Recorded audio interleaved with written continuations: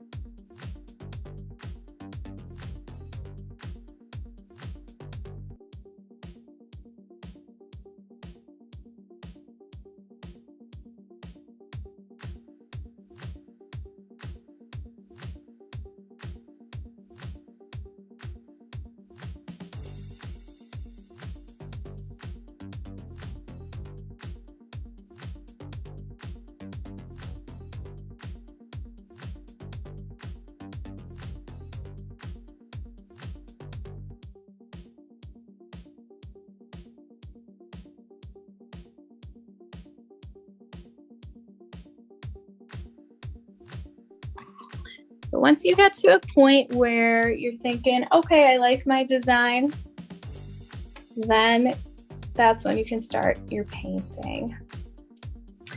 And depending on the type of paint that you have and the type of tape that you have, I will give some different recommendations. Just like I was showing with my example, it is likely that you're going to get a little bit of paint on the outside of the lines. But as you can tell, some of my other ones ended up pretty clean. So if you're wanting more of a very clean line look, once we take the tape off towards the end, then I would recommend just painting within the white parts and not painting across or over the tape. If you happen to have thicker tape or want to just go for it, you can certainly paint right over the tape across into your different sections.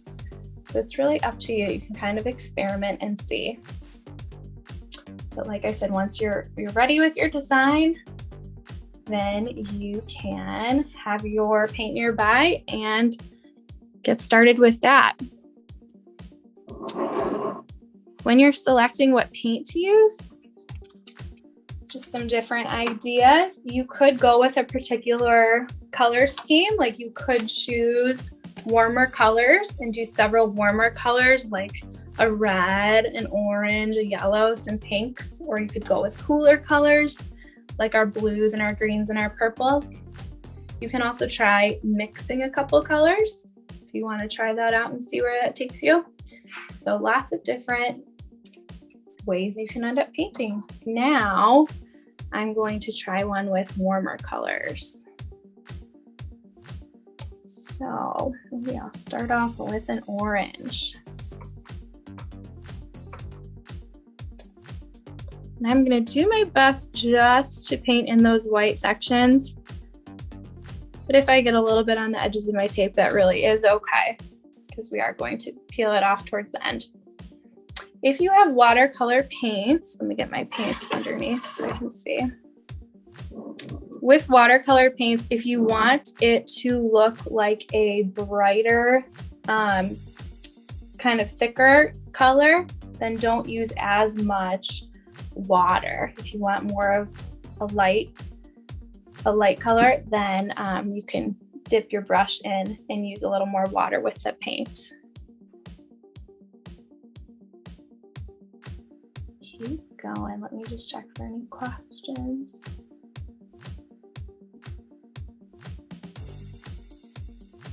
All right. I'll also show another type of technique that I used in my example in a little bit.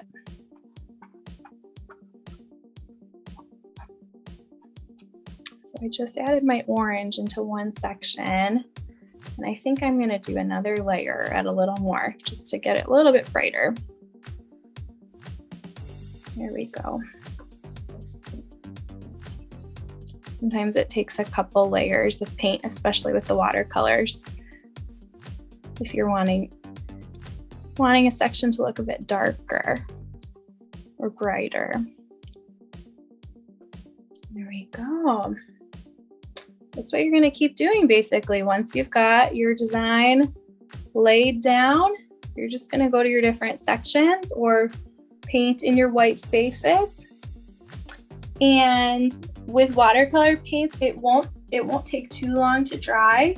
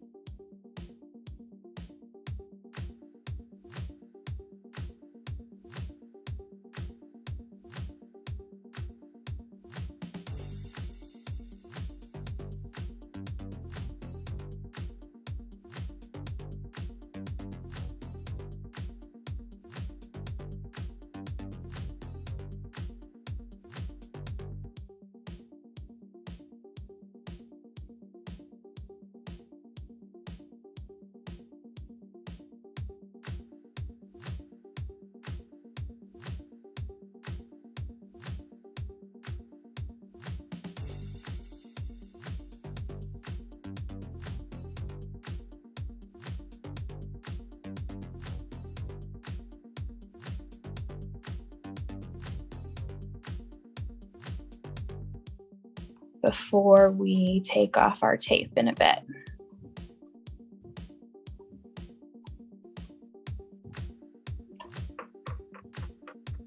And if you're using watercolors, we should be okay for the most part to take off the tape shortly after we finish filling in the sections with the paint.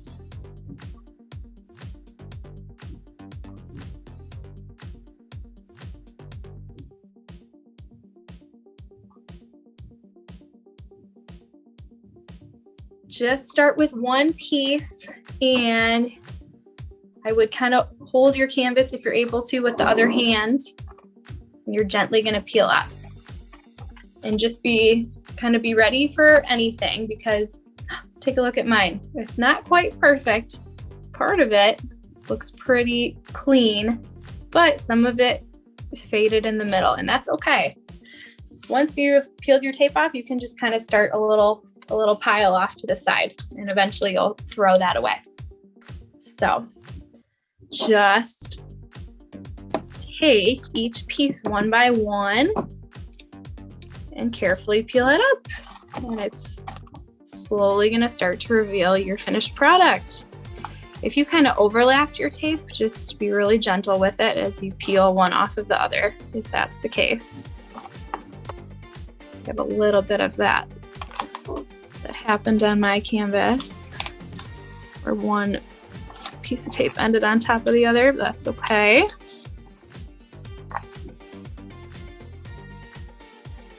Right. It's pretty satisfying and exciting to see it all come together.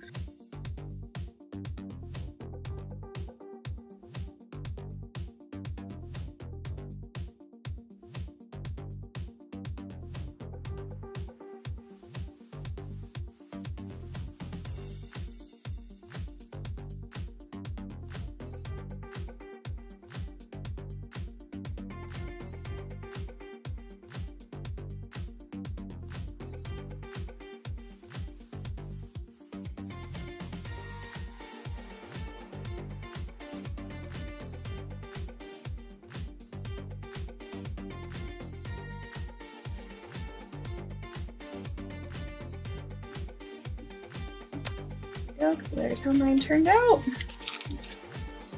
And as you finish yours, you can hold yours up for us or let us know that you did it. And then all that icky tape you can just toss into the garbage at the end.